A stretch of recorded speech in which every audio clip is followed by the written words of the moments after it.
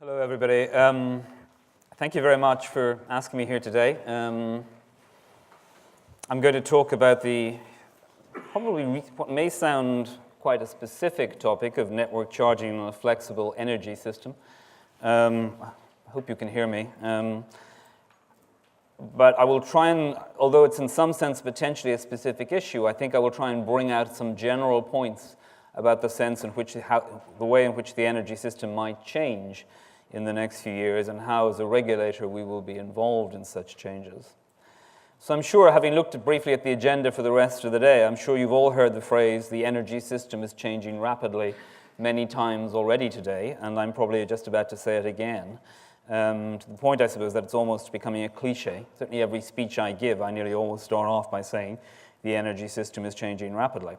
But that doesn't negate the fact that it is. And given the pace and the scale of changes, I really can't emphasize enough, as we see it, the importance of the regulator, the government, and the energy industry working together, as far as is practicable, so that we harness the full potential of a more decentralized, a more dynamic, and hopefully a more responsive energy system.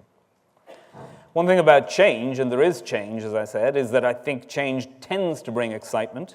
There is the Chinese proverb, but I do think it's a positive time to be involved in energy. We see new technologies, we see potentially new business models. They have the potential to transform the relationship between individual customers and suppliers, individual customers and networks, and even potentially individual customers with each other. And as a regulator, I would see our core task, based on our primary statutory objective, is as we move to a more flexible energy system, we need to make sure the system works for the energy consumer and brings benefits to them, hopefully by reducing costs, hopefully by providing more innovation and options for them. But as a regulator, our core function is to protect energy consumers, and the way in which we will approach change is very much with that in mind. I talked about, as I said, a flexible energy system, but I'll come to in a little more detail on that later. But I want to talk, before doing that, I want to talk briefly about some of the sort of major challenges that we have seen, or some of the patterns we've seen, which are indicating the kind of change I've spoken about.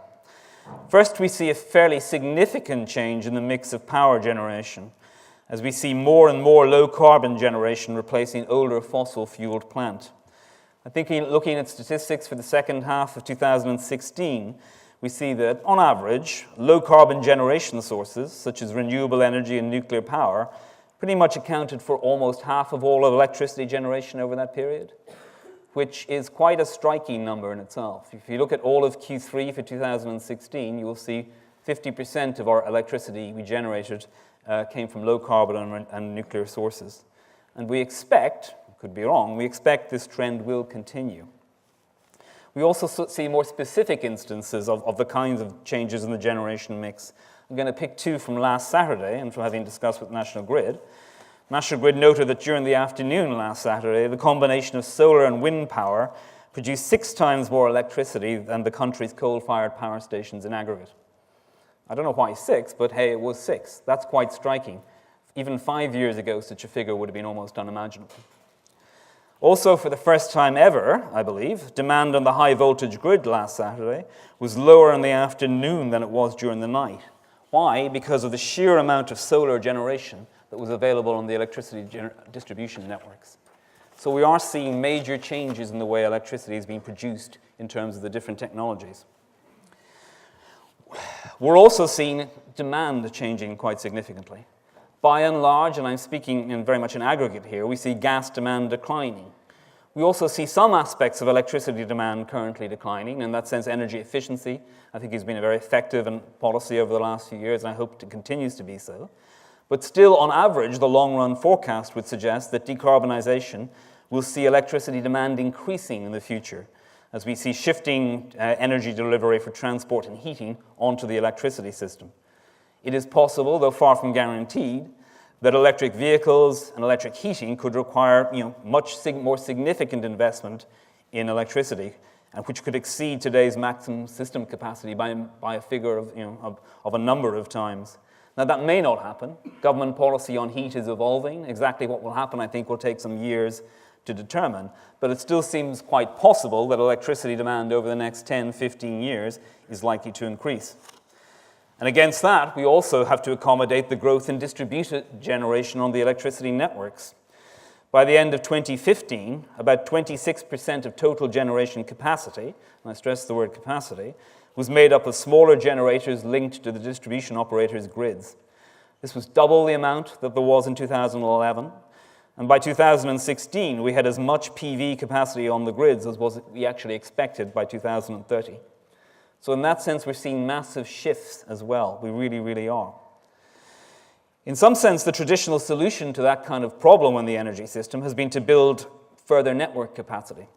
However, frankly, this is very expensive. And it's not self-evident to us that just building more capacity, building more and more networks is the right way to do it, to respond to the problem. So I've talked about patterns in supply and demand, but before going further, I want to stress again the perennial challenge that comes up whenever energy has been discussed in almost any context. It is an essential public service. Energy security is absolutely central to people's expectations of the delivery of energy. Affordability is also central to society and households' expectations of energy, and decarbonization. So talking about the challenges I've spoken about, the change in generation mix, the change in demand, we have to manage all those, but we have to manage them against a background where we recognize energy is an essential public service that needs to be delivered in a secure and affordable manner. So that's in some sense the context I really wanted to set today. Now, the patterns I've talked about, the changes, I don't think they're insurmountable barriers, but we will have to think, and I say we, I mean broadly, many of the people in this room, we'll have to think differently about how we design and build the future energy system. We've seen change on a scale and pace we haven't seen for some time. We also see a situation where we'll need to make specific decisions and specific choices, and yet we need to do so against a background where we have to have a fairly clear strategy and policy for thinking about the whole kind of transition in a holistic fashion. In that sense, Ofgem, as a regulator, is working closely with BEIS, the relevant government department, on a general sort of plan and strategy to try and create a more flexible electricity system. We need flexibility, we also need energy efficiency, but particularly on flexibility, we think it will allow us to make the best use of low-carbon or zero-cost energy where it is available, without having to spend billions on surplus generation or network capacity to manage increased uncertainty and variability. So in that sense, both the regulator and the government want to remove policy and regulatory barriers to enabling new and existing forms of flexibility, such as storage, demand-side response, peaking plants, and aggregators. And Ofgem and the government department, it was then then it was BEIS, my apologies. It was of course BEIS. Ofgem and BEIS published a call for evidence on these barriers last November. And later this spring, we will publish a follow-up action plan. And I believe that plan will provide a degree of clarity on how storage is defined within the system, what sort of license is appropriate for storage, and will also, I think, set out improvements for any connection processes involving storage. BEIS has also previously announced it will allocate at least up to £50 million to innovation in smart technologies and processes over the next 5 years, and they will decide how this can be used to support storage and any other form of flexibility. So this is, again, some of the background. That was Ofgem and BEIS.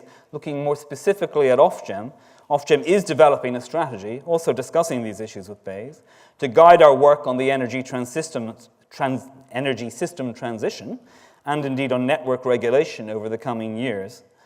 And what we're seeing, again, and particularly electricity, is a sort of blurring of the traditional boundaries, if you will, between retail, between generation, and between networks, and requiring us to think more holistically about all three forms of the electricity system and how they interact with each other.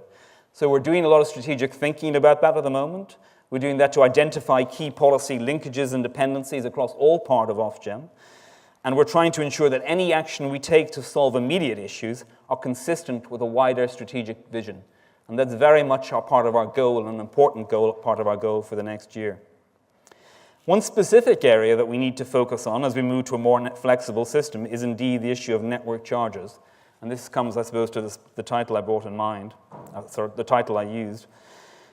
What we would like to ensure, and this is easier said than done, but what we would like to ensure is that all types of generators and network users are able to compete on a level playing field and face fair charges for the cost of connecting to and using the networks. And I'll explicate what I mean by fair perhaps a little later. But an issue we're specifically concerned about is the payment that generators that are connected to the lower voltage distribution networks and with a capacity of less than 100 megawatts receive from suppliers. These smaller generators, which have come to be known as embedded generators, apologies for the term, receive this payment for helping suppliers to reduce the biggest element of the charges they face for using the high voltage grid at peak times. But network companies still have to recover their costs, so as a result, charges for other people may need to increase to cover the amount these suppliers have avoided paying. There is a current level of payments, and we forecast that will increase somewhat over the last 4 years, and we are concerned that the level of these payments may be distorting the wholesale and capacity markets, and that if we don't take action now, this distortion could escalate and potentially adding more costs onto bills. So we are proposing, and I stress the word proposing, we are proposing to accept an industry proposal to reduce the payments from the current level, with the reforms to be phased in over 3 years from 2018 to 2020. We are currently consulting our proposal, and we will make a final decision in May. One thing I want to make clear is that we are not against embedded payments at all. In fact, we've called on local electricity distribution networks to do more to speed up grid connections for embedded generators. And earlier this year, we published a report showing that in response, DNOs have made more than 3.7 gigawatts of capacity available through offering flexible connection arrangements, where generators agree not to generate at times when the network is being fully used.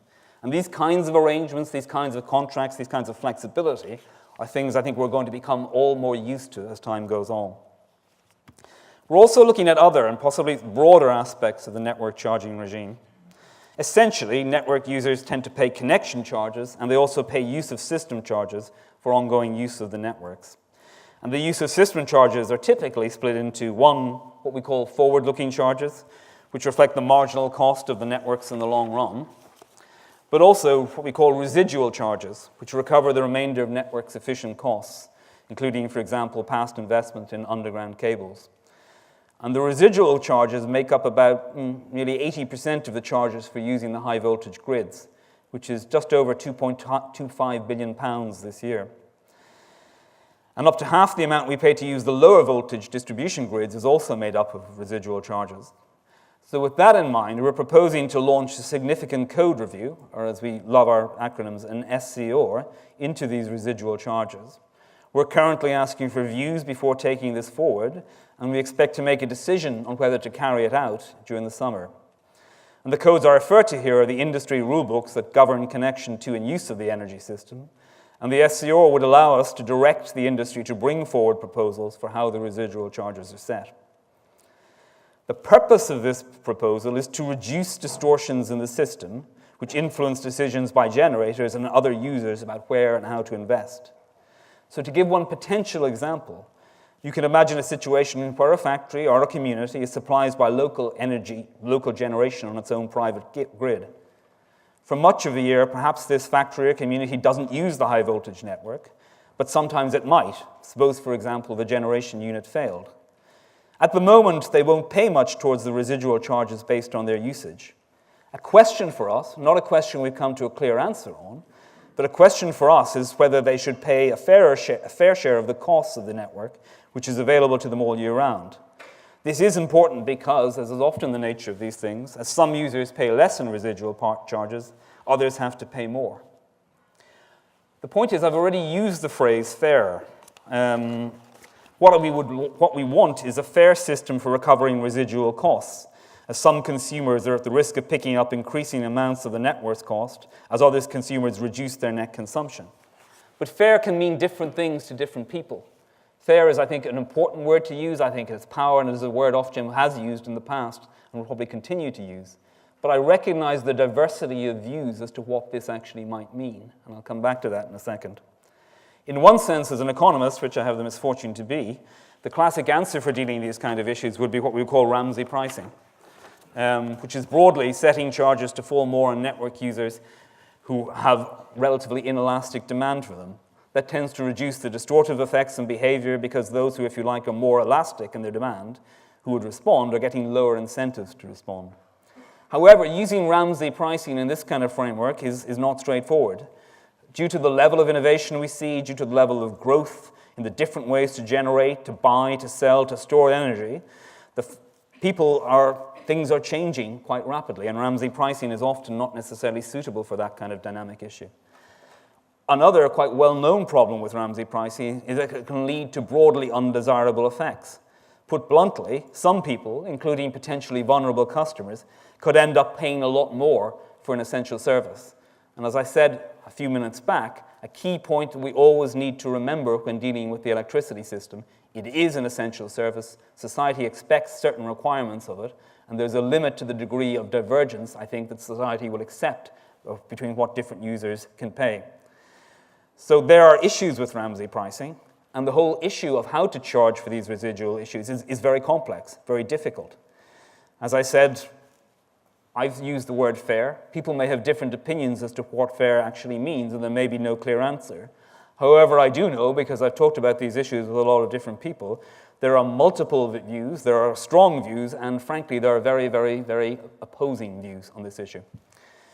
People have very different perspectives of what a fair system of charges would look like. As the regulator, we're going to listen to all these opinions, and ultimately we're going to come to our own view. We don't particularly, as a regulator, have the option of saying it's too hard and that we can't resolve these issues, because we have a duty to consider whether or not things can be improved for consumers. The kind of issues I've just referred to, however, are far from unique to the UK. These are the kinds of problems that we see already in many other countries. Australia, the US, Spain, Italy, the Netherlands have had to face and are facing these issues on a regular basis. To give one specific example, since 2009, all households and small industrial customers in the Netherlands have paid a fixed charge based on the size of their grid connection. It was introduced because the government decided network costs are mainly capacity-driven, and therefore charges should be capacity-based. So in that sense, it has probably made network charges simpler and easier to forecast, and it has given more certainty for DNOs on their income. However, there are problems with that too. It's just one example of how another jurisdiction has faced the kind of issues that we're currently facing. We are open to considering a wide range of options if we indeed do the significant code review. I'm conscious the time is moving on, and I don't want to step in Catherine's space, but I will say we're also looking into some other charges, including that electricity storage operators pay.